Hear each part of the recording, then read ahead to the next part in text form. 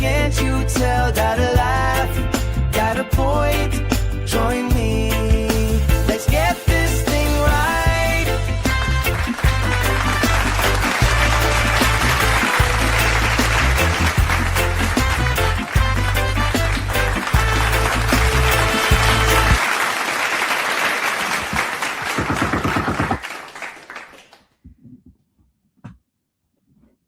What up, what up, what up? Bullite back with another one. It's your boy Bush.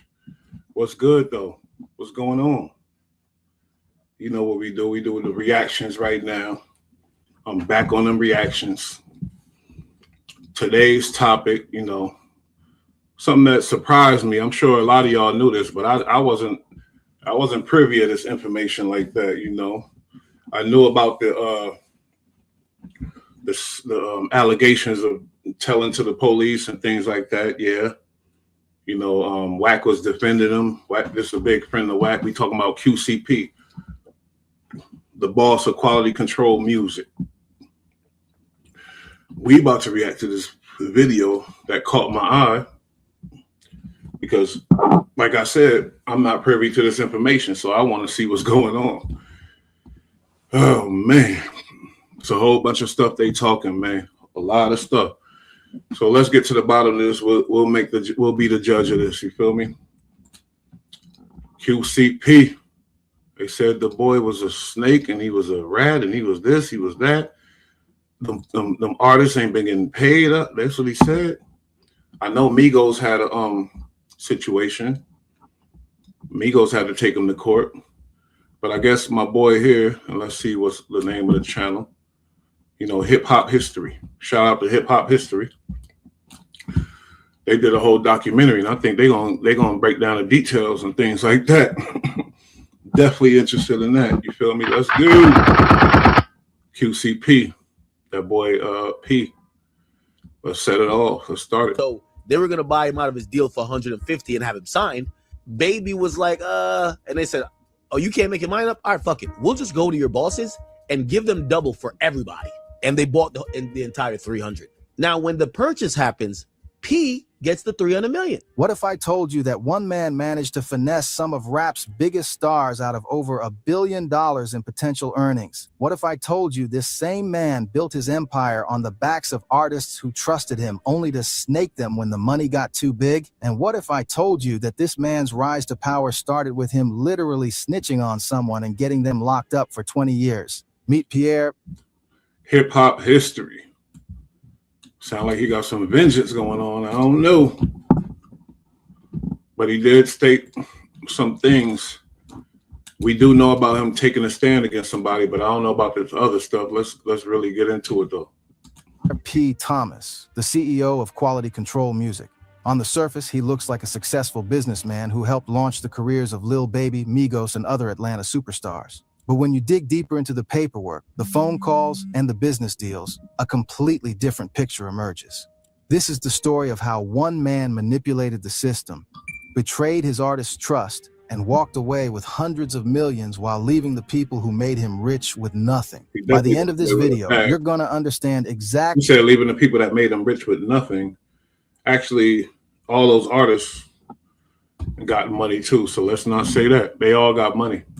How P pulled off one of the biggest finesse jobs in hip-hop history. And trust me, the details are going to blow your mind. So make sure you stick around until the end, because what I'm about to show you will change how you look at the music industry forever. Before we get into how P finessed his way to the top, we need to understand where this whole story started. Pierre Thomas wasn't always the suit-wearing CEO you see today. Back in the day, P was deep in Atlanta's streets, and according to court documents that surfaced in 2023, his transition from the streets to the boardroom involved some seriously questionable moves. See, P's entry into the music business wasn't some inspiring rags to riches story. It was calculated, and it started with betrayal. On December 8th, 2009, P was at an apartment complex that was basically a marijuana trap house, playing Xbox and betting on basketball games. The apartment belonged to his friend, Coron Dennis, and it was about to become the scene of a murder that would change P's life forever. According to court documents, a man named Keon, who went by the street name Stunner or showed up looking to buy marijuana. When Quran went to get the product, Stunner opened fire, shooting Quran multiple times before turning the gun on P. P managed to escape through a sliding glass door, but Quran died from his injuries. This wasn't just a...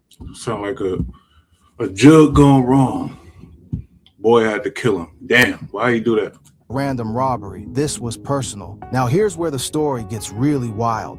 Instead of handling this situation the way most street dudes would, P decided to cooperate with law enforcement. And I'm not talking about just giving a statement. I'm talking about becoming a full-blown confidential informant. The court documents show that P provided police with detailed descriptions of the shooter, helped them identify Stunner through photo lineups, and continued feeding them information for months. He said P was knee-deep in the streets. It don't sound like really, I don't know, he's selling some weed, okay. Is that knee-deep in the streets? Was he really knee-deep in the streets? That's my question now. He told on the boy, whatever else, but was he a civilian that just got caught up in selling some weed, or was he really knee-deep in the streets? Let's go. He told investigators that Stunner was approximately 6 feet tall, 200 pounds, with a mohawk and possible face tattoos. But when they first showed him photos, P couldn't make an identification. Here's where it gets really calculated. P kept in contact with investigators, telling them what he was hearing on the streets. That sounded like, he said when they first showed him the photo, P couldn't identify homie. And then later, he changed his mind, I guess. That sound like some cold calculator shit right there. Maybe he said, shit, I ain't in the street, shit, I'm trying to do this. Fuck all that. I'm telling. That's what these niggas do nowadays. I don't know, but I'm just trying to figure out, was he deep in the streets, or was he just a man that got caught up in a bad situation? It's about who might have been responsible. He provided information that helped police identify Stunner as someone who used the nickname and had previously been a shooting victim. 5 months after the initial shooting, P was finally able to positively identify Stunner in a photo lineup. But P wasn't done. On May 27, 2010, P was at Lenox Mall when he spotted Stunner. Instead of avoiding confrontation, P approached him and started asking if he knew who he was. According to P's written statement to police, he confronted Stunner about the murder, which led to Stunner pulling out a black handgun and chasing P into the mall while threatening to kill him. Stunner ain't no dude you need to be approaching, sound like. Stunner pulled that thing out in broad day at the mall, running through the mall on him. Stunner don't sound like that type to play with. So what happened? Damn. So P approached him on some, what happened with that? And Stunner pulled that thing out and chased him, according to the documents. P immediately called the police and told them exactly where to find Stunner. Within minutes, officers had pulled over Stunner's vehicle and arrested him. The crazy part is that no weapon was found in the car, but Stunner was still charged with aggravated assault based solely on P's statement. The paperwork is crystal. You never mess with a thug with the bell pepper nose like that, you feel me? Stunner, you feel me, like, man, reckless endangerment. He pulled that thing out at the mall. What is that, Lenox? They probably was at Lenox Mall. Clear, fam. P was the only civilian witness listed in the case. His statement was the main evidence that got Stunner convicted and sentenced to 20 years in prison. This wasn't some street justice or self-defense situation. This was straight-up cooperation with law enforcement to eliminate someone P saw as a threat. Stunner That looked like it could be P brother, tell you the truth. Relative, they got the same nose too. Tried to fight back from prison, writing letters to the judge claiming that P had made false accusations because P was afraid Stunner would retaliate for P shooting him first. But it was too late. The damage was done and Stunner was locked up for 2 decades. But here's the crazy part. P used this situation as his origin story for getting into music. He's been quoted saying he wanted to get into the music business as a way to get out of the streets and see his kids grow up. What he doesn't mention is that his way out involved putting another man behind bars for 2 decades.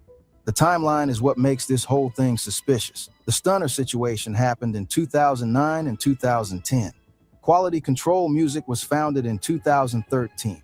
That's a pretty quick turnaround from street life to having enough capital to start signing major artists. The question becomes, where did that initial money really come from? P claims he was already a millionaire before getting into music, but when you look at the facts, that timeline doesn't quite add up. How does someone go from being involved in street-level transactions to having millions to invest in a record label in just 3 years? Either P was sitting on way more money than anyone knew, or there are parts of this story that haven't been told. Or he was in the streets. So that means he was, they expect him to abide by these codes and these laws of the rat. Damn, look at this dude. Whew, that nose is mean. That boy ain't spending that money. Man, that's one of them nostrils right there, nostralities. What we do know is that P was incredibly strategic about how he entered the music business. He wasn't trying to be the flashy label head throwing money around at industry parties. Instead, he was methodical. He studied the Atlanta music scene, identified the gaps in the market, and positioned himself to fill those gaps. P understood something that a lot of other label executives missed. Atlanta's street culture and its music culture were completely intertwined. You couldn't succeed in one without understanding the other. His street background, as problematic as it was, gave him credibility with artists who were coming from similar situations. But P also understood that the street credibility alone wasn't enough. He needed to learn the business side of music, and he needed to do it fast. According to one thing he did do, he learned something, because he got bags on bags from this music game. Y'all saying he robbed these artists. We know Migos sued him. Let's keep it pushing. People who knew him during this period, P was constantly studying contracts, learning about publishing, and figuring out how the major label system worked. The genius of P's approach was that he didn't try to compete with major labels on their terms. Instead, he created a different model, one that combined street credibility with business sophistication. He could talk to artists in their language, but he could also structure deals that protected his interests. This is where P's background in the streets actually helped him in an unexpected way. Street life teaches you to be paranoid, to always think about how people might try to take advantage of you, and to structure situations so that you maintain control. Those same skills translated perfectly to the music business. P also Boy ain't trusting nothing. I ain't see too many interviews. He got some interviews. I ain't see too many though. understood that loyalty was a currency in both the streets and the music industry. If he could get artists to see him as family rather than just a business partner, they would be less likely to question his decisions or look too closely at the contracts they were signing. So how does someone go from being a street dude to having enough money to start signing major artists? That's where P's story gets really interesting, because the timeline doesn't quite add up the way he wants you to think it does. When P and Coach K founded Quality Control Music in 2013, they weren't starting from scratch. They had been watching the Atlanta music scene for years, studying which artists were building real fan bases and which ones were just making noise. Their first major signing was the Migos, but that wasn't a random choice. It was a calculated business decision. Yeah, because Gucci already had Migos lit in the city. Migos had their self lit, then they got with Guwap. Guwap had them more lit. And then, so they was already an asset. I guess your boy had the bag, though. He had that money to offer them, I guess. The Migos had already released several mixtapes and were generating serious buzz in Atlanta's underground scene.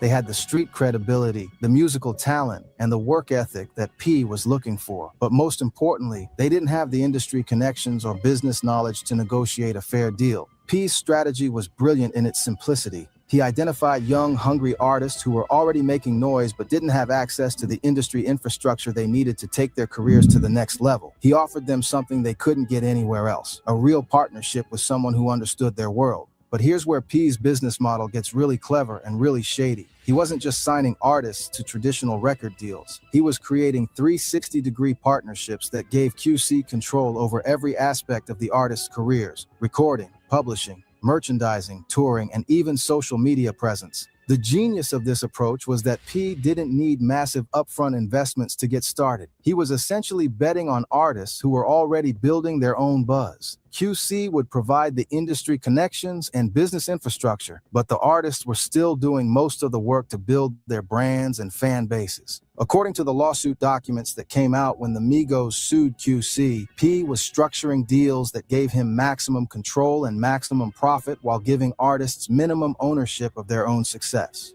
The contracts were designed to last forever, with automatic renewals tied to QC's distribution deals. Think about how insidious that is. As long as QC had a distributor, whether that was Capitol, Atlantic, Warner, or Sony, the artist's contracts would just keep renewing automatically. The artist could never actually leave QC unless QC lost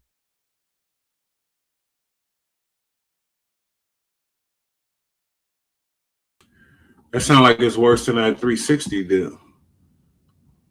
all of its distribution deals, which was never going to happen. The Migos lawsuit revealed some wild details about how these contracts worked in practice. They claimed their publishing percentages were way below industry standard, and that QC was taking the majority of revenue that should have been going to the artists. We're talking about a group that had multiple platinum albums and billions of streams, but they were getting paid like they were still underground artists. But the most damaging allegation was that the lawyer who negotiated their contracts also worked for QC. Think about that for a second. The person who was supposed to be protecting the Migos' interests was actually working for the other side. That's like having your divorce lawyer also represent your spouse. That sound like that boy a mob boss, M.O.B. He the real honcho. The new Suge. Is Lil Baby still signed to him? I gotta look that up. Complete conflict of interest, and it explains how P was able to get artists to sign such unfavorable deals. This is where you start to see P's real strategy. He wasn't just signing artists, he was creating a system where he controlled every aspect of their business. The artists thought they were getting a fair deal, but the contracts were structured to benefit QC at every level. But if you really want to understand how P operates, you need to look at his relationship with Lil Baby, because Baby's story shows you exactly how P builds up an artist, gains their trust, and then positions himself to cash out when the money gets big. When P first signed Lil Baby in 2017, Baby was nobody in the music industry. He was fresh out of prison, trying to make something happen with his... So the fact is, with the Migos, before we move on to the Baby, Migos took him to court. So obviously they were done wrong. They had to take them to court to get their bread. Unless they talking about the Baby now. Look at Master P. One thing about P, none of his artists came out said he robbed them. All his artists love him still. So we gotta salute P for that. Master P, real South legend. You feel me? But he didn't have the connections or the resources to break through. Baby had been locked up for 2 years on charges, and when he got out, the Atlanta music scene had completely changed. P saw something in Baby that other people missed. It wasn't just the musical talent, it was the hunger, the work ethic, and the street credibility that Baby brought to the table. But most importantly, Baby was in a vulnerable position where he needed QC more than QC needed him. According to P himself, the early days of Baby's career were rough. P used to send Baby out on promo runs where there would be 3 people in the crowd. Baby would call him back complaining about making no money, about the small crowds, about how hard the grind was, but P kept telling him the same thing. Don't think about money right now, just think about putting yourself in front of a crowd of people. Your breakthrough comes from your sacrifice. That sounds inspirational, right? Like a mentor helping a young artist develop his craft. But when you understand P's business model, you realize what was really happening. P was investing minimal money in Baby's development while Baby was doing all the work to build his brand and his fan base. The sacrifice P was... Huh? I don't understand what you said. P put him on a path for success. That's what it sounded like to me. He was successful. It worked. Under P's advice, even though homie nose looked like a damn Tyrannosaurus Rex, you feel me? It sounded like he did right by the Lil Baby so far. Put him in the trenches, had to come up from the bottom, and the Baby had a promising career. Baby got a lot of money. Let's keep going though. Was talking about wasn't just about Baby giving up fast money from the streets. It was about Baby building an empire that P would ultimately control. Every show Baby did, every fan he gained, every song he recorded was increasing the value of QC's investment, but Baby didn't own any of that value. QC did. P was essentially getting Baby to create his own value while QC maintained ownership of that value. Baby was grinding, performing for small crowds, building his fan base one person at a time. But all of that work was increasing QC's assets, not Baby's net worth. And this strategy worked perfectly. Baby went from doing shows for 3 people to becoming one of the biggest rappers in the world. His streaming numbers exploded, his albums went platinum, and he became the face of Atlanta's new generation of hip-hop. Songs like Drip Too Hard and Life Goes On turned Baby into a household name. But here's the thing. The more successful Baby became, the more valuable QC became, not Baby himself. This is where P's genius really shows. He didn't just sign Baby to a record deal, he created a situation where Baby's success was completely tied to QC's success. Baby couldn't leave without giving up everything he had built. He couldn't renegotiate without P's approval. He was trapped in a system that P had designed to benefit. You just said Lil Baby just got fresh out of prison, fresh out of the big house. He plugged in with QCP, became a star. Now, money is not an issue with him. He doing his thing. He made it, you know. He got everything going on. Even if he get robbed for his publishing, which I don't think that's true. He didn't give me no facts on that. But it seemed like right so far with this situation, I don't know, Lil Baby in a good situation. He got out of prison. He met old boy dude did his thing. Dude did right by him as far as turning him into a star, turning him into something that he could, you know, earn off of legally. Now, if he signs some foul contract, then whose fault is that? Benefit QC first and the artist second. But Baby didn't see it that way. He saw P as the person who had believed in him when nobody else would. The relationship between P and Baby was built on more than just business. P positioned himself as a father figure, a mentor, someone who genuinely cared about Baby's success. He was at Baby's shows, he was promoting Baby's music on social media, and he was constantly talking about how proud he was of Baby's growth. But that emotional connection was also a business strategy. The closer Baby felt to P personally, the less likely he was to question the business arrangements or look too closely at the contracts he had signed. P was using Baby's loyalty and gratitude as tools to maintain control over his career. What made P's strategy even more effective was the timing. QC was founded right as the music industry was transitioning from physical. Lil Baby don't come across to me as no super lame. Is it on record that he's suing QCP? If so, then I would like to know, but I doubt that. So I don't know about this one. Let's keep going. Sales and downloads to streaming. This shift completely changed how artists could build careers and how labels could generate revenue. In the old model, labels needed significant upfront investment to manufacture CDs, get radio play, and secure retail distribution. But in the streaming era, an artist could build a massive fan base with just a laptop and an internet connection. This leveled the playing field in some ways, but it also created new opportunities for exploitation. P understood the streaming game better than most executives. He realized that streaming success wasn't just about having good music. It was about understanding algorithms, playlist placement, and fan engagement. QC invested heavily in digital marketing and streaming optimization, which gave their artists a huge advantage. But here's where it gets interesting. In the Young Thug phone calls that were leaked during his legal troubles, we hear P talking about buying streams for his artists. He's literally bragging about spending $50,000 to buy streams for Gunna's album to help it beat The Weeknd on the charts. P says in the call, like you never earned a #1 album, I spent 50 extra grand buying streams for you to beat me, and Cash know the same plug, so Cash could have did the same thing, but Cash like let it go. This reveals something crucial about how P operates. He's not just relying on organic success. He's actively manipulating the metrics that determine chart positions and industry recognition. And he's doing it in a way that makes the artists feel like they owe him for their success. Well, that's kind of when the game changed. Once that came into play, that's when the big dogs got control of the culture.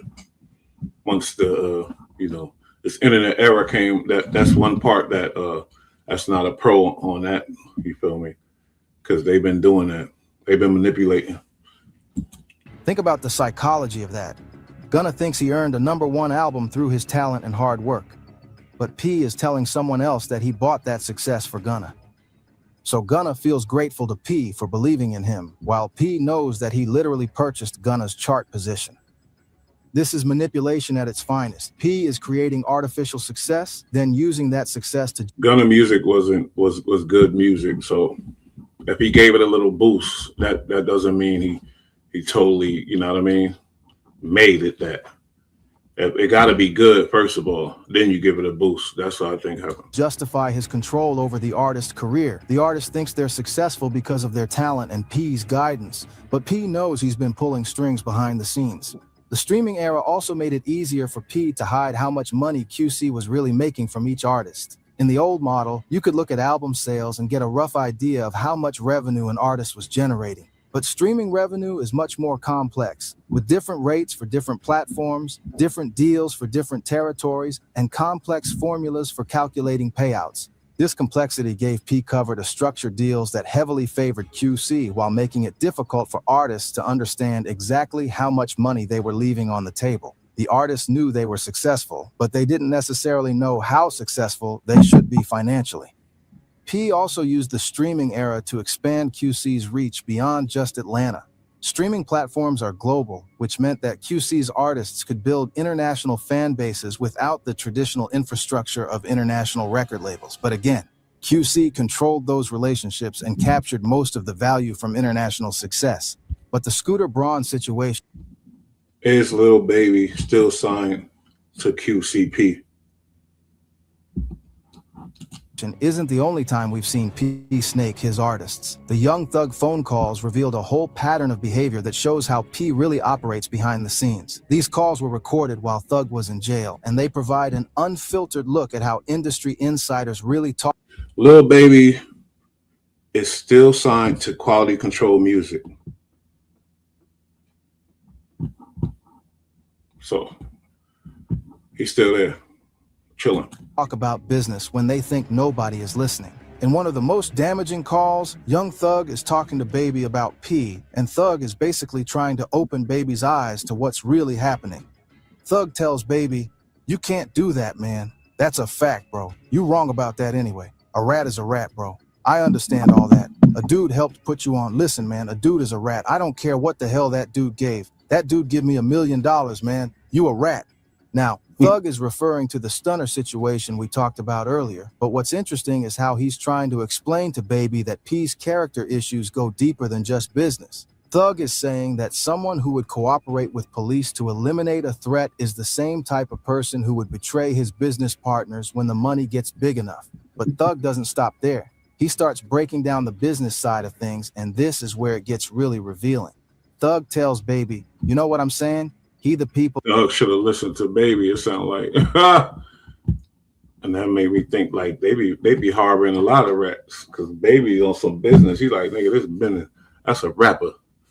Baby probably like, that's a rapper. You feel me, blood? That's a rapper, slime. Let that boy go and get your money, slime. And Thug's like, fuck that, he a rat. Only getting behind your label because of you. They not buying your label because of Migos. Those dudes in the red, those dudes ain't making no money. Watch out, those dudes in the red. What Thug is saying is that QC's value is almost entirely based on Baby's success. The Migos aren't generating the same revenue they used to, and the other artists on the label aren't moving the needle financially. Baby is carrying the entire label, but he's not getting compensated like the star that he is. This is a crucial insight into how QC's business model works. That says a lot, though, if Migos was in the red after QCP stopped putting money behind them. That means their music wasn't at the level where they made it to be. Maybe they're buying the streams and buying the stuff, put their music up there. Maybe it was supposed to remain local and they'd be just an Atlanta sensation. Because when they did make some big hits. They made big hits. But was that because there was a certain amount of money behind it? You feel me? Because Migos didn't go down in history as like, nobody really take them serious. When they mention Atlanta, they say Outkast. They don't say Migos. Even though Migos got them same damn near, they got them hits though. P has structured the label so that one or two major artists subsidize the entire operation. Baby's success is paying for everyone else's careers, but Baby doesn't have any ownership stake that reflects his actual contribution to QC's value. Thug goes even further, saying, "One or two of them done bought their stuff back from your ass anyway, then gave you 15, 20 million of their little hard-earned money, bought that stuff back, so you them sure got all them anyway." This suggests that some QC artists have actually paid to get out of their contracts, which means P was making money both from their success and from their desire to leave. That's a wild business model. Profit from artists when they're successful, then profit again when they want to escape. Wow, business model. The business model is supposed to be get money. You get as much money as you can. You said business, he doing business. If them artists messed up and signed something wrong or did something wrong, who's that? Whose fault is that? He doing business. Think about how twisted that is. P signs artists to contracts that heavily favor QC. When the artists become successful, How twisted is that? That sound about right. Sound like what they've been doing for years. P profits from their success.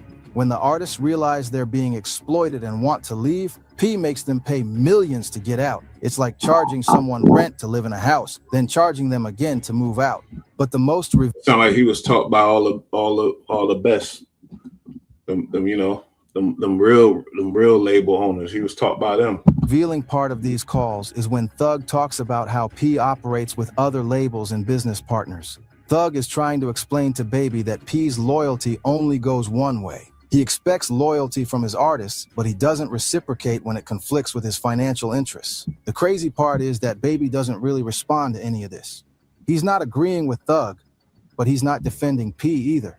It's like he's starting to realize that maybe the partnership he thought he had with P wasn't as solid as he believed. You can almost hear the wheels turning in Baby's head as Thug breaks down the reality of his situation. Now, this is where the story gets really wild because we actually have audio of P talking about how he finessed Baby out of what could have been the biggest payday of his career. And the crazy part is, P is bragging about it like it's some kind of business masterclass. In leaked phone calls that surfaced during Young Thug's legal situation, we hear P talking about how Scooter Braun approached Baby with a deal. Now, Scooter Braun is a major player in the music industry. He's managed Justin Bieber, Ariana Grande, and other massive stars. When Scooter wants to do business with you, that's a big deal. According to P's own words in these phone calls, Scooter offered Baby $150 million for his catalog. Let me repeat that.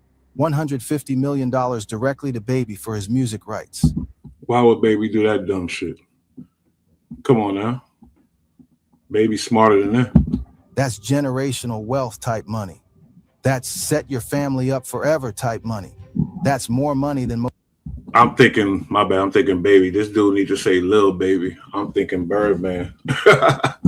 Yeah. I don't know. Really, the way it's looking now, it looked like Lil Baby should have took that deal because, like I said, he been cold. The boy ain't been putting out no hits lately. most people see in 10 lifetimes. But here's what happened. And this is where you see P's manipulation in full effect. When Scooter approached Baby about the deal, Baby told him he couldn't do anything without P being involved. Baby was being loyal to his label and his business partner. He said, I don't really do business without P. That's my big homie, bro. I ain't never doing nothing without him. This shows you Baby's character. We always gonna salute loyalty on this channel for sure. That's what we already know. Even when someone was offering him life-changing money, his first thought was to make sure his business partner was included. Baby wasn't trying to go behind P's back or cut him out of the deal. He was trying to do right by QC and make sure everyone got paid. Scooter told Baby he didn't need to bring P to the meeting, but Baby insisted. He was trying to honor his relationship with QC and maintain the loyalty that he thought was mutual. That loyalty was about to cost him everything. Because while Baby was being loyal and refusing to take meetings without P, P was having his own conversations with Scooter. And according to P's own words in the phone calls, Scooter went around Baby completely and made a deal directly with P to buy QC for $300 million. In the phone call, P explains exactly how this went down. See how this YouTuber is trying to make it like a snaky situation. I'm sorry, and shout out to, like I said, shout out to hip hop history. But the way this sound like business. It sound like Lil Baby knew about the whole situation. He put P.O. and whatever else, and they did some partnership type of shit. And he got broke off on the back end. That's what it sounded like to me. Scooter Run told Wham, I want to buy your rights, so I'm going to give you $150 million. Wham tell this dude, no, I'm cool. I got to bring Pete to the meeting. Man, that dude went straight around Wham and called Pete and bought the whole label from Pete. Think about what just happened there. Baby turned down $150 million because he wanted to be loyal to P and QC.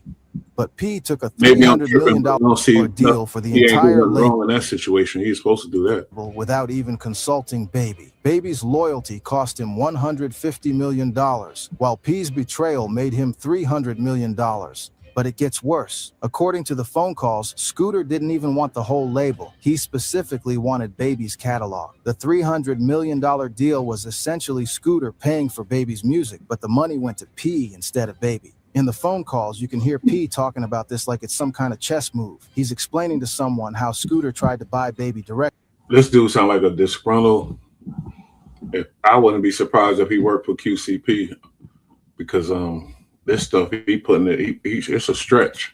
But when Baby refused without P being there, P just sold the whole label anyway. He's literally bragging about how he outmaneuvered his own artist. P says in the call, P go take the meeting without playing and get the business done. Of course I need to get the business done for $300-400 million for sure. But goddamn, bro. The casual way P talks about this is what makes it so damaging. He's not conflicted about betraying Baby's trust. He's not worried about the ethics of the situation. How did he betray Baby's trust? Am I missing something? Baby, they approached Baby with the deal. Lil Baby, let's stop saying Baby, Lil Baby. With the deal, Lil Baby said, no, go holler at P. I don't want to do no business without P. They approached P with the deal. P made the deal. He made it bigger, and he got a piece of it. That's what homies supposed to do for each other type shit. I'm sure you got to be a fool if you think Lil Baby ain't get a piece of that. Come on now. I'm not. I think I'm lost here. He calling him a snake. I don't think that's accurate right now.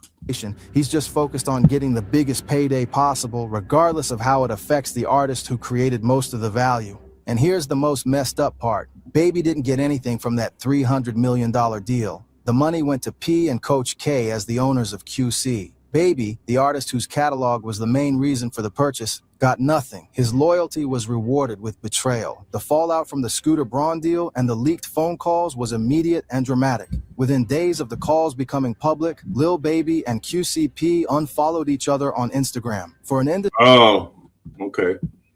All right. Now we getting somewhere. Lil Baby was out the loop on that one. He cut him out. Okay. They unfollowed each other. You know what that means this time. Oh, they unfollowed each other on Instagram?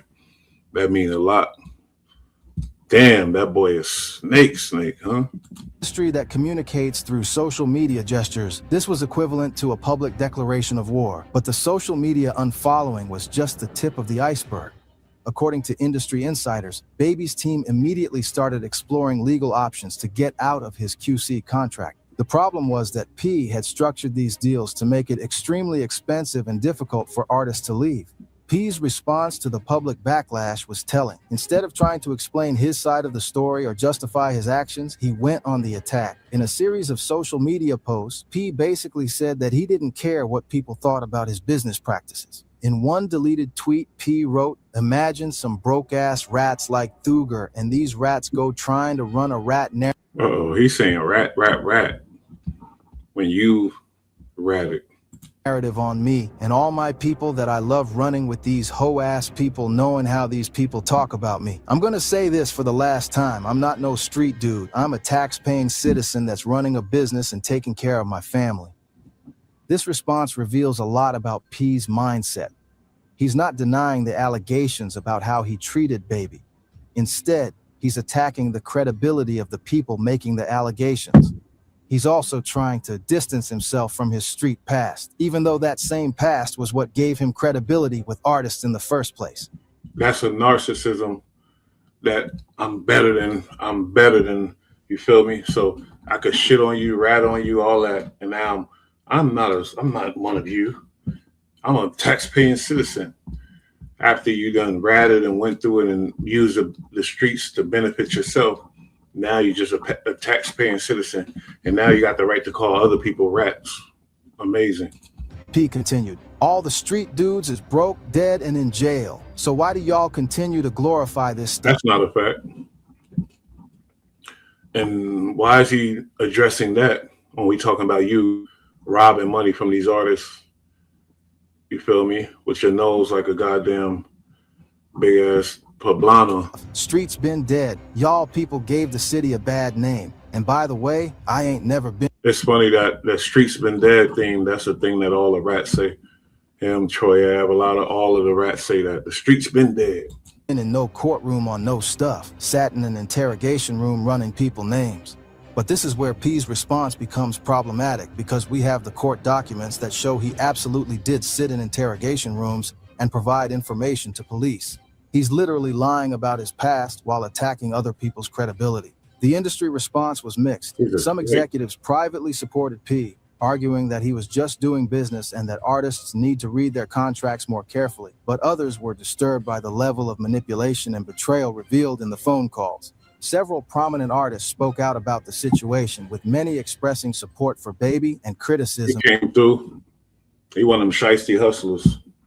You know, the hustler that was hustling the street, that a rat, like an Alpo or something like that. Those type of dudes, they don't trust nobody. Nobody should trust them, not one soul. He the type of dude that gonna come in the rap game, get his bag, and be the fuck out. And that's what he did. Jumped in the shit, got his bag, and been out. Like, it's a business, yeah. That's where the shit get complicated. Business, art form, okay, we get that. But it's still a business. That's what a lot of these dudes is focused on, the business aspect of it. They don't give a fuck about none of that other shit. The business. He came in here, made a bag, and got the hell on. Of P's tactics. The conversation quickly expanded beyond just the QC situation to broader issues about how the music industry treats artists. Social media played a huge role in amplifying the story.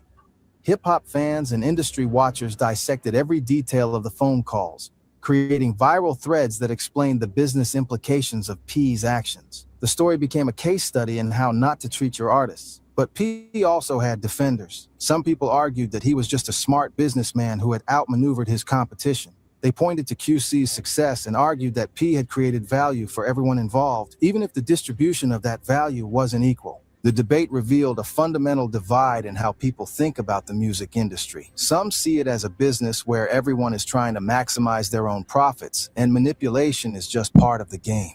Others believe that there should be ethical standards. That's what I was talking about. Let's go. That govern how industry executives treat the artists who create the value. If you want more evidence of how P operates, just look at what happened with Offset, because Offset's lawsuit against QC shows you exactly what happens when an artist tries to break free from P's system, and how P responds when his control is. So Migos didn't sue him. It's Offset that sued him. Or both. I gotta look that up. Challenged. The Offset situation started in January 2021, when Offset paid millions of dollars to QC to get back the rights to his solo music. According to the lawsuit, the deal was clear and straightforward. When Offset makes music as a solo artist, QC doesn't get a cut. Offset literally bought his freedom, and for a while, everything seemed to be working fine. But then Offset dropped his hit song, 5, 4, 3, 2, 1, and suddenly QC wanted a piece of the profits. Even though Offset had paid to get his solo rights back, P was trying to claim ownership of Offset's new music. That's not just greedy, that's straight up contract violation. The lawsuit reveals some wild details about how P tried to maintain control over Offset even after he had paid to get out. According to Offset's legal team, P had been actively blackballing Offset for 2 years. This motherfucker is like a Castellano nigga. He think he could go get all the money, rob all the artists, take everything, and keep it moving. Trying to prevent him from getting features, radio play, and other industry support. Offset wasn't having it. He filed a lawsuit accusing QC and P of violating their deal and trying to sabotage his solo career. In a series of social media posts, Offset laid out his side of the story. They act like I'm the problem. I paid millions to get my rights back. You blackballed me and said I ain't at one time homie. I ain't spoke to you in 2 years. Now I drop and you want my name on my credit. This reveals the petty and vindictive side of P's personality. It wasn't enough for him to take Offset's money and let— He do look like a petty nigga though. Sorry, I'm judging him, but he looked like a petty ass nigga. Let him go. He also wanted to punish Offset for having the audacity to leave QC. The blackballing allegations suggest that P was using his industry connections to sabotage Offset's career out of spite. Cardi B, Offset's wife, also weighed in on the situation with her own social media posts. Offset brought himself out of his QC deal after they didn't want to renegotiate his contract. I'm tired of people trying to make Offset look like the bad guy. Enough is enough. What Cardi is revealing is that Cardi stood up on him. Cardi was a good wife to that nigga. She said, I'm tired of this. She stood up for him on several occasions, too. Offset didn't just randomly decide to leave QC. He tried to renegotiate his deal to get better terms, but QC refused. So Offset paid to get out, but QC is still trying to control his career. That's the definition of having your cake and eating it too. Take the buyout money, but still claim ownership of the artist's future work. But here's where it gets really petty. When Offset's lawsuit became public, P responded on social media with a deleted tweet that said, the last lawsuit was filed publicly and dismissed quietly. Let's see how this one go. Been too real for all this late. Everyone know the real problem. That tweet is telling because it shows P's mindset. He's not denying Offset's allegations. He's just saying that he's dealt with lawsuits before and he's confident he'll win this one too. It's like he expects artists to sue him. It's just part of doing business. The real problem P is referring to is probably the fact that Offset wanted independence from QC. In P's world, artists who try to leave or renegotiate their deals are the problem, not the contracts that trapped them in the first place. But the most revealing part of P's response was a video he made with Lil Baby, where they both said, the show must go on. The video. That's to my point. Lil Baby was still happy there. Lil Baby chilling. I think is Lil Yachty still signed to QC?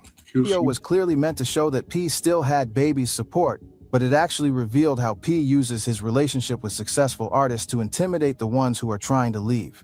The message was clear. If you try to fight QC, we'll use our other artists to show that you're the problem, not us. It's a classic manipulation tactic. Isolate the person who's speaking out by showing that everyone else is still loyal. But if you really want to see how ruthless P can be, you need to look at what happened with the Migos, because these were the artists who put QC on the map, who generated hundreds of millions in revenue for the label, and P still found a way to finesse them out of their fair share. The Migos lawsuit against QC, filed in 2019, revealed some absolutely wild details about how their contracts were structured. According to the lawsuit, their contracts were designed to last forever, with automatic renewals tied to QC's distribution deals. As long as QC had a distributor, the Migos contracts would automatically renew. That means they could never actually leave QC unless QC lost all of its distribution. I see a Coach K coming out soon, documentary. Is this nigga gonna get P. Diddy? Think about how insidious that contract structure is. The Migos thought they were signing a record deal with specific terms and a specific duration, but in reality, they were signing themselves into permanent servitude. As long as QC remained a functioning label, the Migos would be trapped. But it gets worse. The lawsuit alleged that their publishing percentages were way below industry standard, and that QC was taking the majority of revenue that should have been going to the artists. We're talking about a group that had multiple platinum albums, billions of streams, and sold-out world tours, but they were getting paid like they were still underground artists. The numbers are staggering when you think about it. Songs like Bad and Bougie, Stir Fry, and Walk It Talk It generated massive revenue across multiple platforms: streaming, radio, sync licensing, merchandise, and touring. But but P saying, I spent the money to make that happen. I put the money behind it to buy the streams and buy the radio and buy that. He's saying he bought them. He bought their career. To the lawsuit, the Migos were only seeing a small fraction of that money. The most damaging allegation was that the lawyer who negotiated their contracts also worked for QC. This is where you see the full scope of P's manipulation. The Migos thought they had independent legal representation protecting their interests, but their lawyer was actually working for the other side. Imagine going into a negotiation thinking you have an advocate, only to find out later that your advocate was secretly working for your opponent. That's not just unethical, it's potentially illegal. It explains how P was able to get the Migos to sign such unfavorable deals. They didn't have anyone actually looking out for their interests. In the Young Thug phone calls, Guap wasn't looking out for him? I guess not. Guap's got his check. He said, all right, go ahead, have at it. Thug actually confirms some of these allegations. He tells Baby, those dudes in the red, those dudes ain't making no money. He's saying that despite all their success, the Migos aren't actually profitable because of how their deals are structured. Thug goes even further, saying that some of the Migos members done bought their stuff back from QC, meaning they paid millions to get out of their contracts. So P was making money from their success, then making more money when they wanted to leave. This reveals the full scope of P's business model. He signs artists to exploitative contracts, profit. Wow. That boy P. They say he vicious. I don't even want to get into the Yachty stuff or whatever is going on. This guy, hip hop history. It wasn't a bad documentary, but I just feel like he definitely might have worked for QC. He definitely got some issues with the boy. But man, we got other things on the menu. We're gonna push past that. How I feel about it. Hey, only ones I heard that sued him was Offset. I don't even think Migos sued him. I think that was Cap. Basically, you can't go by everything a YouTuber is saying. I did want to look at his point of view though. He has some good shit to say. But what it sounds like to me is your boy is a real businessman. Before we get into Gina Conway, let me just watch this little short thing. Funk Flex took over the morning show. I already said I think he behind the reason why they got fired. He one of them. He know how to play the game though. But we're gonna play the urban politicians. Urban politicians one, you feel me? Because I mess with homeboy, he down south. He always keep that cup in his hand. Let's go. The city. Flex knows what he's doing. Oh, no. Flex knows what he's doing.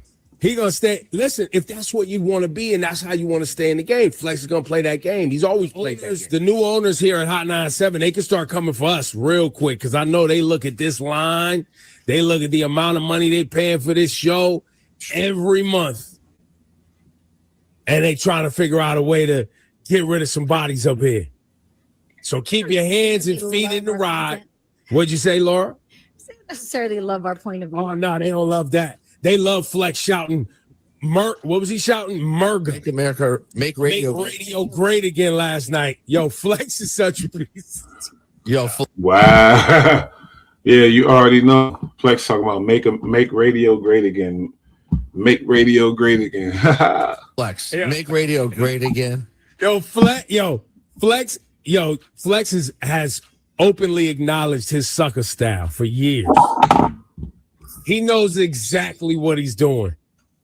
Because all Flex cares about is being on this radio, being in the clubs. He loves being a DJ. Stuff. What it looks like to me is they cut 2 salaries and whittled it down to 1. I'm surprised people didn't see that. I guess, no, it's not as exciting to read the time slots. But like, read the times. Everything just got closer together. That's saving money. That's all. That's the name of the. And by the way, in my 30 plus years in this business, I always remind people we don't own these microphones, we don't own these broadcast signals. We come up here, they pay us a fee, we provide entertainment for y'all to engage with, et cetera, et cetera. They don't give us nothing. They don't owe us nothing. We might pop up tomorrow and they playing country music. We have no control over that. That's a fact. Zero control. Yo, it's Big Ant, the spokesman, man. We back. Another edition of Urban Politicians TV, UPTV. Make sure you stay on your pivot at all times, man. Had to come tap in. It's crazy how these out of towners they focus on the New York radio too. And I know that morning show went crazy and a lot of people love that shit.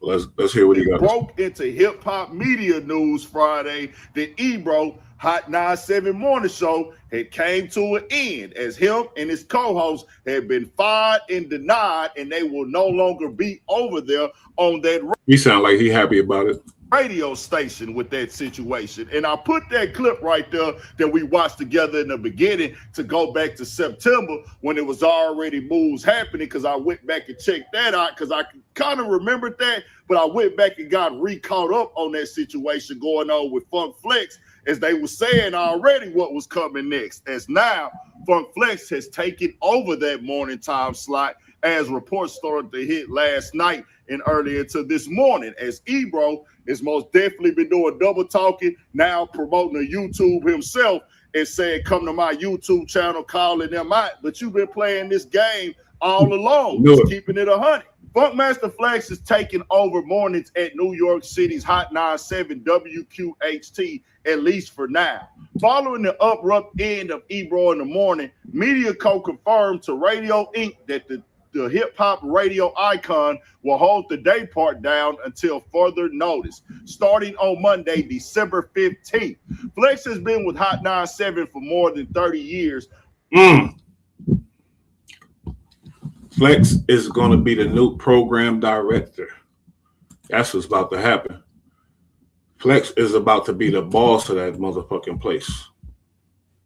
Ebro, homeboy, you was too opinionated. They ain't like that. You was doing too much. Flex about to take over. I hope they get rid of the Guru. Like I said, that was whack. Get rid of that ride or die. That was done. Get rid of that. All of those skits. They shit was terrible. So hey, God bless.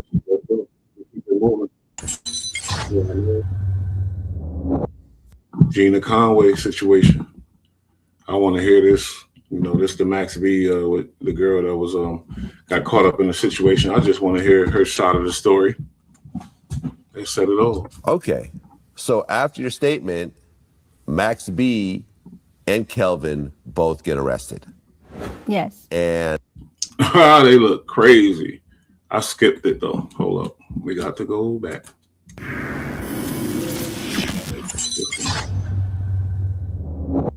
okay. So you're locked up. See, Vlad is slick. Okay. That's like the cue when he about to switch it up. For 2.5 years awaiting trial. And leading. I think I did it one more. One wish.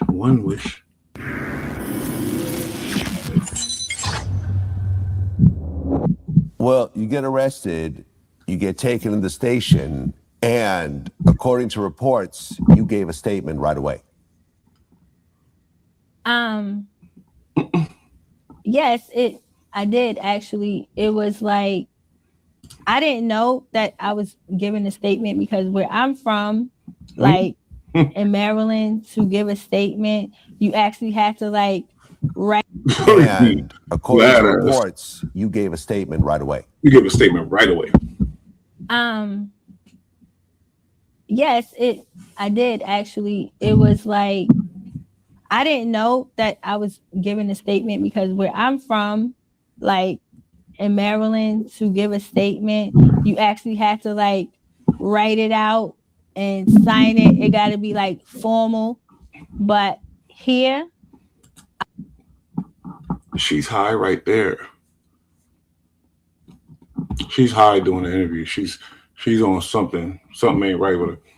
She said, I didn't even know I was doing a statement because in Maryland, you got to write formal statement. But she said she's not involved in no type of crime. She's never been in trouble. How you know what you got to do in Maryland as far as statements and stuff?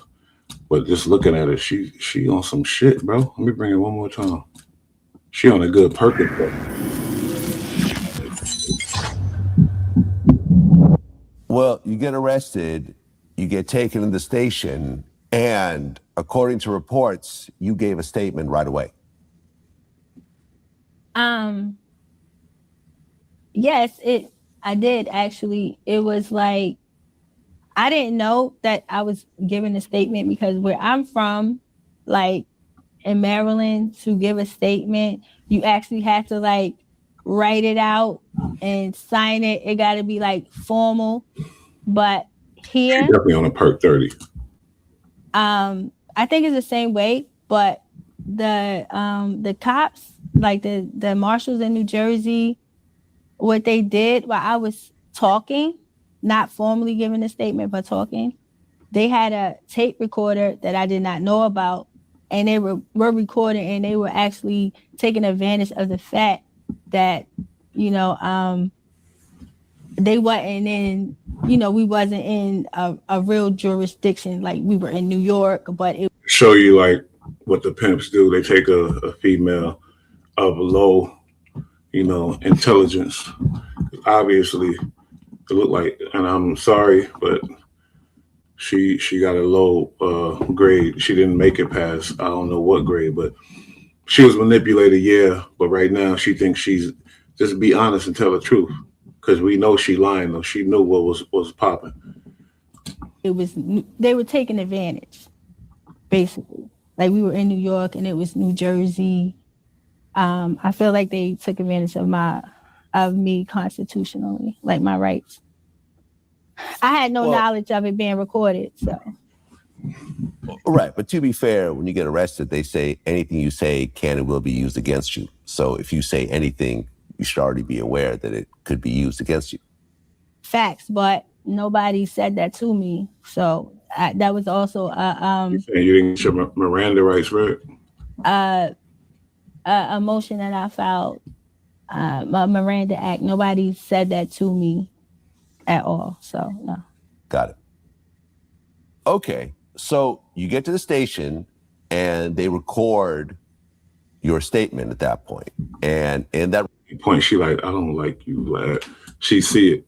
She got an attitude. She got mad, but she got to do it because she got paid.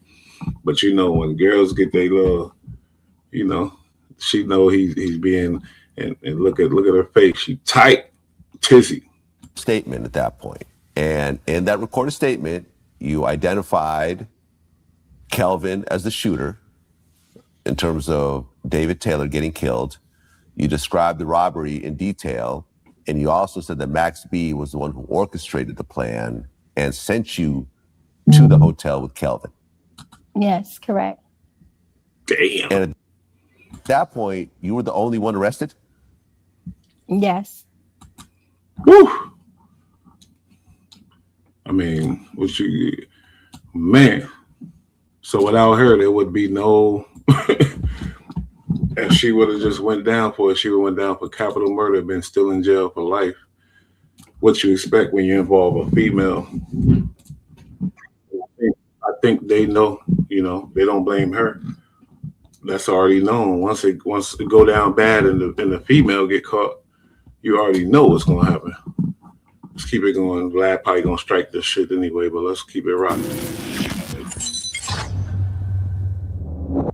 Okay, so you're locked up for 2.5 years awaiting trial. And leading up to the trial, you finally take a plea deal where you pled guilty to manslaughter for Taylor's death and the armed robbery in the hotel room. Yes. And part of the plea agreement was you agreed to testify for the state against Max B and Kelvin. Yes. Because they had a joint trial in 2009. So how did you feel signing that plea deal? I felt terrible. I felt like, you know, like, I don't know, I just felt very it's something that I did not want to do because, first of all, I was signing something that, you know, I wasn't guilty of, you know, like, so I felt, it just was wrong. I think everybody, the census is everybody thinks she knew about the whole situation, and she called Bigavelli to go and set that up type of stuff. He got money. I think that's what people are thinking, and I'm kind of leaning that way too. And I know a lot of times, people do sign plea deals or whatever, just so that they won't get a lot of time, even if they didn't do it. But yeah, I felt terrible. And then having to take the stand against somebody that, I was in love with at the time, it it was horrible. Well, to be fair, what you pled guilty for, you actually were involved in. I mean, it didn't say that you were the trigger person, but you were involved in a robbery that turned into a murder, right? She pled to something. I don't know about y'all, but really, if you didn't really know nothing about it, for real, you just an innocent girl, why not go take it to trial all the way? And I didn't know what the fuck them dudes was doing. I didn't know. But she pled to find out, but that's the manslaughter part. The armed robbery. Yeah, she pled to manslaughter. You did grab a bunch of things and take them with you. That's the robbery part. So facts. It's not like they just made up a bunch of stuff and you agreed to it not to do. She said facts. I think that what you pled guilty for was relatively accurate.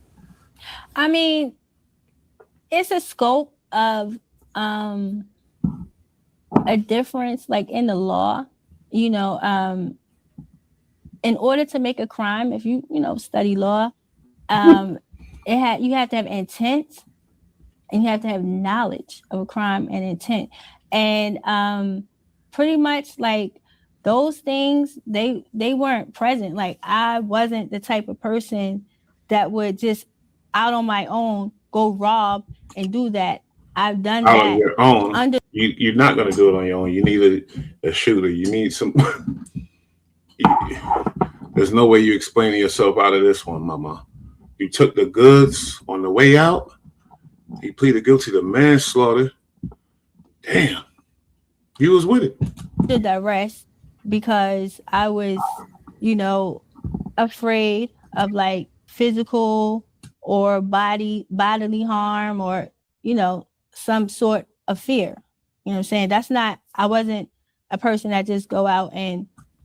Yeah, maybe. I mean, I guess because maybe niggas like, nigga, get that, grab that. Come on, get that shit. Come on.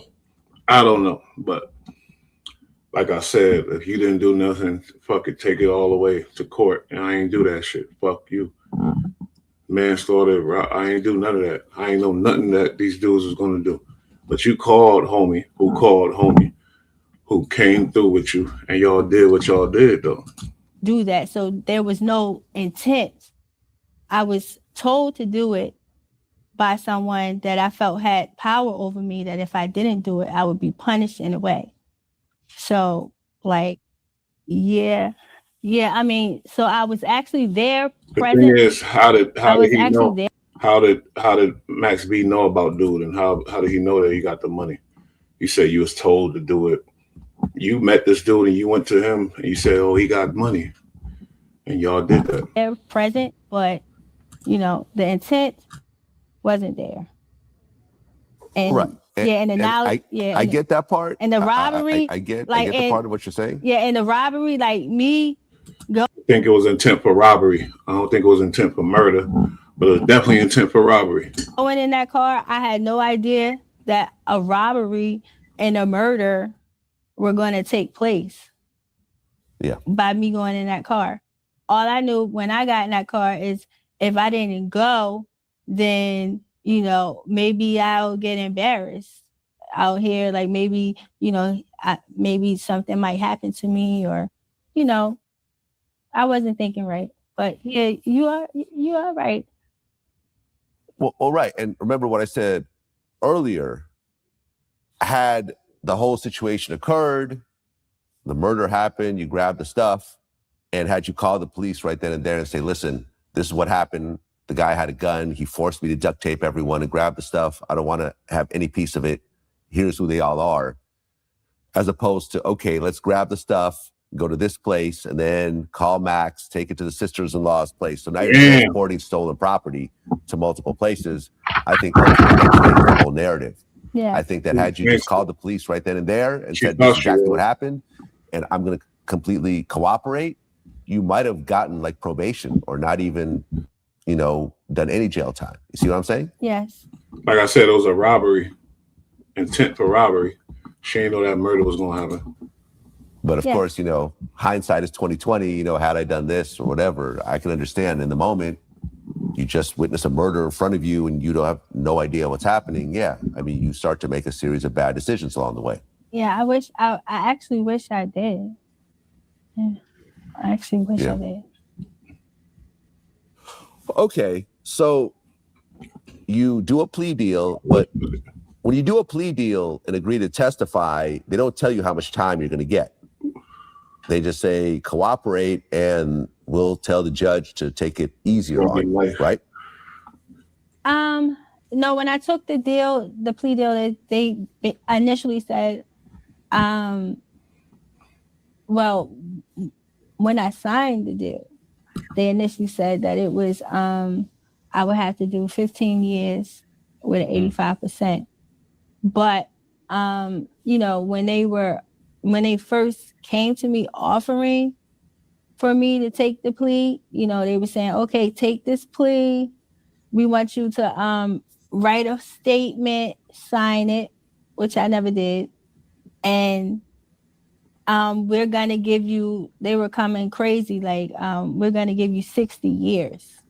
You know, and of course, And you still was willing to rap for 60 years. you know, I told them to like beat it or whatever. I'm like, yeah, go ahead, like beat it. Damn. I wasn't gonna take 60 years. I didn't do it anyway. So You didn't do what? You introduced, if it wasn't for you, that dude would be still alive. You ain't do what? That's not funny, y'all. Okay, so after your statement, Max B and Kelvin both get arrested. yes, And all three of you get indicted on the same counts. She looked Murder. She looked like she was something else back then. And felony murder, armed robbery, kidnapping, conspiracy, and weapons charges. yes. You're facing 75 years for your involvement. And initially, the cops said that you were the mastermind of the whole situation. I believe that's what Max's defense attorney said. How is it not, though? Because Max didn't meet this dude on the street. The goon that killed him didn't meet him on the street. You met him on the street and you introduced him to these dudes. What you thought it was going to be a threesome or some weird stuff? I don't know why you introduced him to Max. Okay, so It was like you was out there looking for licks because you was already allegedly with Max when you met him. You met him outside, this and that. It was like you was out there looking. we're never being accused of being the mastermind? Yes, I've heard that, but I believe that came from Max's defense camp. But I mean, that's like totally absurd to me because, you know, like I'm not, you know, I know it doesn't matter, but like I'm not even from New York City. Like, how can I orchestrate a robbery? I don't even know where I am. So I mean, it's far-fetched, but okay. Now, you have $1 million bail set, but you can't pay that. Bitch. No. So you're sitting in jail. Yes. You can't afford a lawyer either. No. So you get a court-appointed lawyer.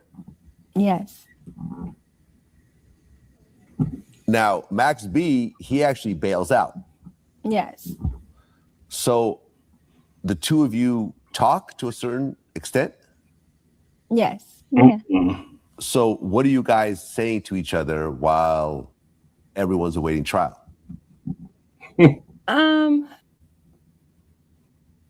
At first it was like you know, mean, like nasty letters, like, oh, you did this to me.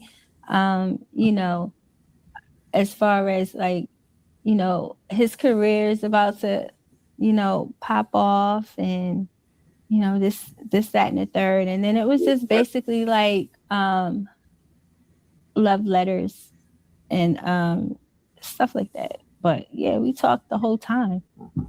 Oh, we talked.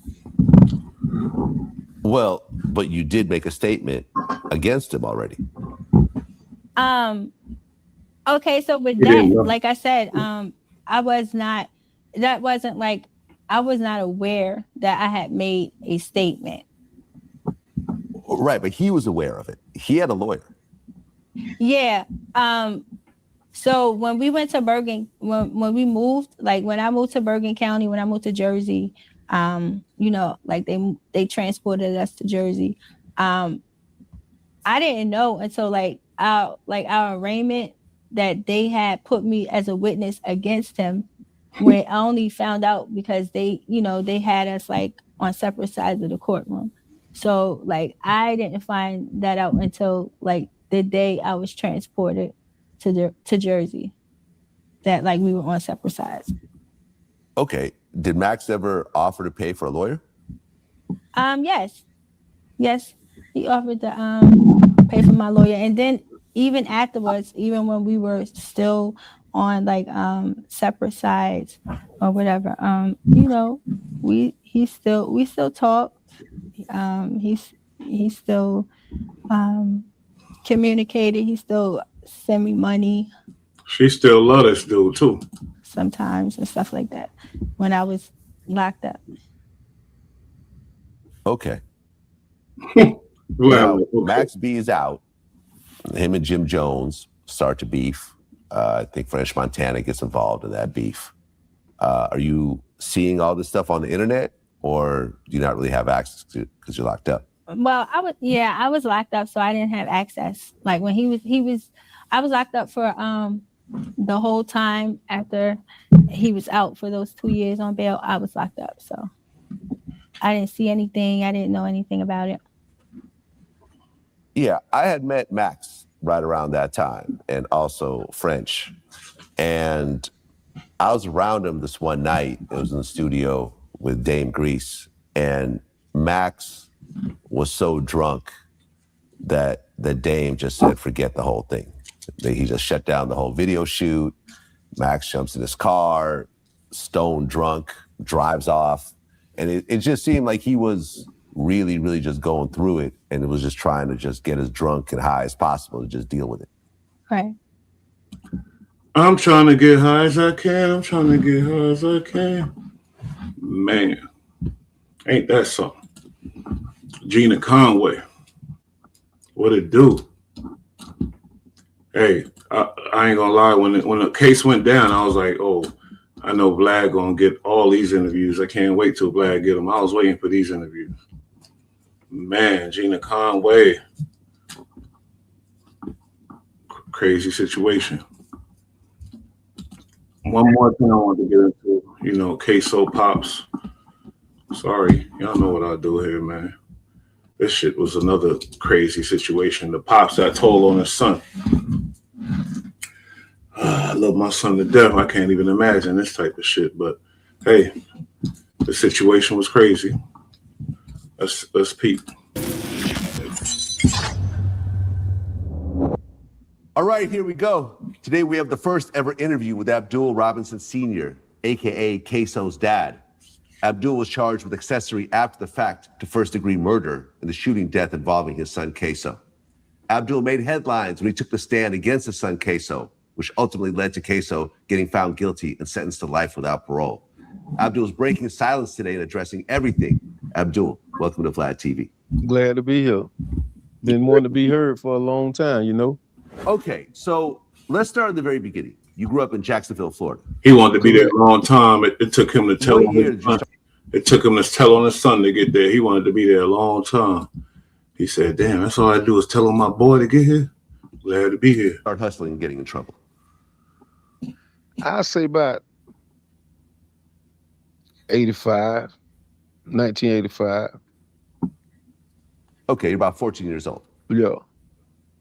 Okay, what'd you start doing in the beginning? Well, start first I started out as a jack. Like when he was telling and he knew he's about to get out, this was all in his vision. He's like, I'm gonna get some interviews, do a Vlad interview, Can Capone, whatever else, to get my interviews on, get on my YouTube. What y'all say is coming next, y'all? He gonna start his channel. You already know that. He gonna start the YouTube channel, man. Boy, that was my hustle at one time. You know, until I came across the right lick, then I turned to the drug game. Then, you know, it just blew from there. I kept doing it. I lost a friend in a robbery. And after I lost that friend in the robbery, I didn't want to do that no more. Okay, because before you went to prison for 11 years, you got arrested 4 times for murder? Yes. Okay, and you beat all 4 of those cases? Yeah. Did any of them go to trial? No. Okay, how'd you end up beating all 4? It was dropped. Insignificant evidence. Okay, so you beat all the murder charges, but we gotta go back and research that. Guarantee that boy probably told on everybody back then, like he told on his son. Then in 1999, you get arrested for conspiracy to distribute cocaine. Right. Did you end up going to trial over that, or you pled out? I pled out. Okay, and this is a Fed case. Yes. What exactly did they catch you with? It was a conspiracy. It was a dry conspiracy. I wasn't caught with nothing, you know.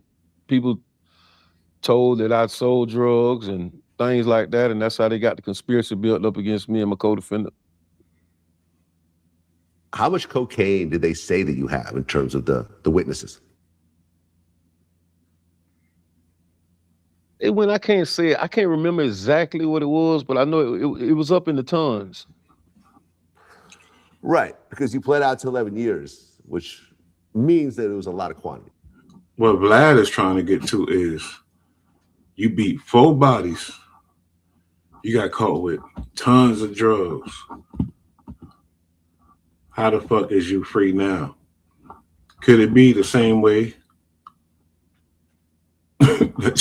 You know what I mean? The same way you free telling on your son. Could it be that? How you get 4 bodies? Now we talking about tons of drugs. And you free. Well, I played out to 22 years and 10 months, 262 months. Okay. So he did hell of time, okay. The 4 bodies though, how you do that? But hey, he did some time. So you pled out to 22 years, you ended up doing half of that? Half of it. Okay, how'd you get out early? Well, Obama came with I think it's called the First Step Act. It was a crack law. I was charged with crack. Once the crack law changed, that changed everyone's sentence significantly. It depends in the feds. See, in the feds, it's categories that you're sentenced to, and that was my first conviction ever. So I was in a good category at the time. I think I was in category 1 or 2. And once you get to category 4 and 5, that's where the big time come in at. And so that's how my time got reduced. Okay, now leading up to you going to the feds for 11 years, had you ever been shot? Had I ever been shot? Yeah. One time. Okay, what was that situation about? Oh, it was someone did a drive-by in the projects. I never knew what it was about. Okay, where'd you get shot? In the hip. Vlad slick with the information, with the shit though. Okay, what was the situation about? Police. Okay, so you'd been around shootings before. Right. So you go to prison and you're in the feds for 11 years. Yes. And during that time, you actually mature as a man because you go in at 28, you get out at 40. Right. So your whole 30s are spent locked up. Locked up. What changed during those 11 years? Well, see, in the feds, you around a lot of different caliber dudes. You can in the feds, you got an opportunity to learn a lot of things too. It depends on how you want to do your time. And around certain dudes, you're gonna mature because you're gonna think you was out there doing your thing, but you're gonna be around some guys and dudes that was really doing their thing. And it makes you think like, dang, I was really in the way. I wasn't really doing nothing. You know, you be in the feds with dudes who forfeit $1.7 million easily. When you think about his situation though, as I think about it, is it better that he's out, his son in jail, as opposed to both of them in jail for life, and all them kids he got out there by themselves. So I don't know. I really feel like if I was Ksoo, I would definitely probably sanction him to tell on me. I'll be like, go ahead, nigga. Go on and get out and go handle your business with the kids. But I think the situation is Ksoo think he got action. He think he had action on getting out. I don't know. You know, dudes have so much in there, and once you see you look back at your situation, reflect on your situation, you like, I was really in the way. Then, you know, once you kind of mature, you can mature from prison, or you can come out a better criminal. Man, crazy episode. A lot of wild stuff, man. Shout out to all the platforms. Like I said, DJ Vlad, we're going to be following a lot of this stuff, bro. It's your boy Bush, man. We just do the reactions. And that's what I do right now. Anyway, shout out to everybody. It's a wobbler, cheat challenge. Bullite and Tune Perspective, y'all. We out. Another reaction video. Peace. Check this out. You know what it is. It's your boy Bush. Just another reaction video. Let's get into it. Let's get in tune. Another perspective dedicated to my little bro, always Marco, and my big cuz, Maul Maji. Free Mace Lope. Let's get right to it.